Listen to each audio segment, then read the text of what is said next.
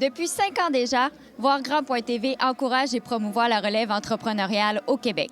C'est ce soir qu'a lieu la grande finale de cette édition lors d'un gala télévisé en direct du Capitole de Québec.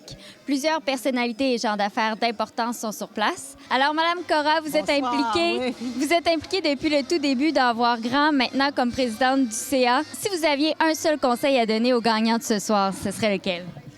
De continuer, de persévérer, de ne pas lâcher. L'entrepreneuriat, c'est pas une destination, c'est vraiment un voyage. Et quand on a vraiment la piqûre, ben on se contente de rien. On avance et ensuite de ça, on pense qu'on va être arrivé, mais on va vouloir aller plus loin et plus loin et plus loin.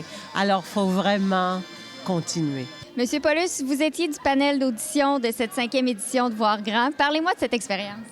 Écoute, pour une deuxième année, le magazine Prestige, finalement, par mon intermédiaire, était juge aux auditions de VoirGrand. Vous dirigez le magazine Prestige, qui est un magazine d'affaires à Québec. C'est important pour vous de développer les entreprises locales? On est vraiment là pour mettre en valeur les gens, les entreprises qui réussissent, puis les gens aussi, du monde de la culture, des arts également.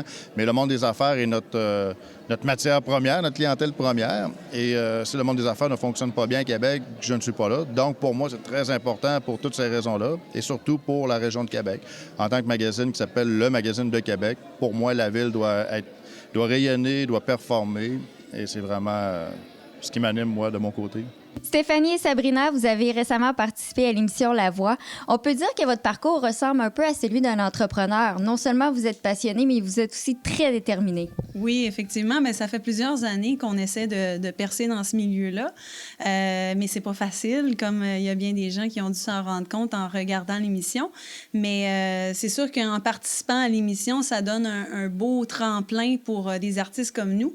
Tout comme VoirGrand, bien, je pense que ça donne un bon tremplin pour des jeunes entrepreneurs. Alors, justement, ce soir, vous allez chanter Un peu plus haut de Jean-Pierre Ferland. C'est une chanson propice.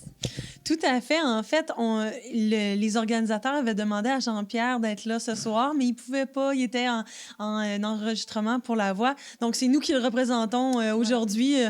On va faire ça comme du monde! Encore une fois cette année, l'un des 5 finalistes verra son entreprise prendre pleinement son envol. D'ici là, nos éloges vont à VoirGrand.tv pour leur implication positive au sein de l'entrepreneuriat de notre région.